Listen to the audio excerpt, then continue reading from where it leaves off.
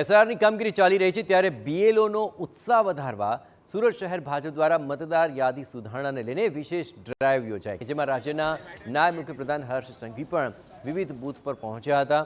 તો કેન્દ્રીય જળશક્તિ પ્રધાન CR પાટીલે કામગીરીનું નિરીક્ષણ કર્યું. હર્ષ સંઘવીએ બીએલઓની કામગીરીને વખાણ કર્યા અને કહ્યું કે પોતાની તકલીફોને બાજુએ મૂકીને કામગીરી કરવી તે પ્રશંસાને પાત્ર છે. સાથે જ કહ્યું કે બીએલઓ ઉપર ઓછામાં ઓછું ભારણ રહે તે માટેનું આયોજન કરવામાં આવ્યું છે.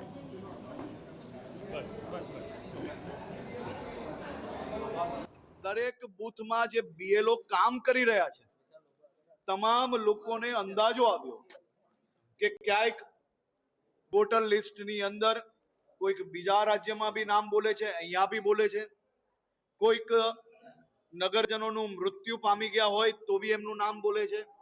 તો આવા નામોનું શુદ્ધિકરણ કઈ રીતે થઈ શકે કે નવી યાદી જે બને એ યાદીમાં કોઈ બે રાજ્યની અંદર નામ હોય, કોઈ બે વિસ્તારમાં નામ હોય, તો એ સિંગલ નામ કઈ રીતે બની શકે, પ્રક્રિયામાં લાભ લેવા માટે અને ખાસ કરીને મહેનત કર્યા પછી આજે જ્યારે રિઝલ્ટ તરફ આપણે આગળ આવી રહ્યા છે ત્યારે બધાના ચહેરા ઉપર ખુશી છે.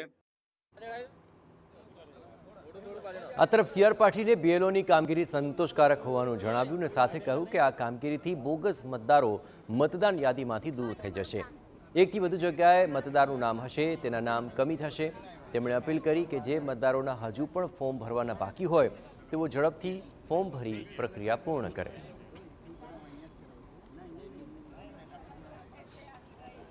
કામગીરી થઈ છે, સંતોષકારક કામગીરી છે.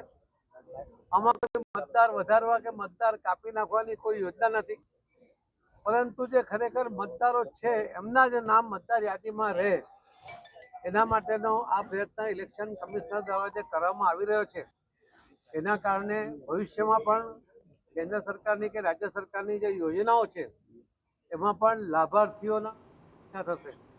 એના કારણે નાણાં પંચ અને નીતિ આયોગ પણ જે પ્લાનિંગ કરશે એ પણ ચોક્કસપણે થઈ શકશે. મહત્વપૂર્ણ છે કે મજૂરા, 84, ઉધના, લિંબાયત વિધાનસભા ક્ષેત્ર બૂથોની મુલાકાત લેવાય. તો ઉધના, કરંજ, કતારગામ, વરાછા, સુરત પશ્ચિમ વિધાનસભાના બૂથોની પણ મુલાકાત લીધી. વધુમાં વધુ મતદારો SIRના ફોર્મ ભરી શકે તે માટે દરેક બૂથોમાં ઝુંબેશ ચલાવવામાં આવી રહી છે.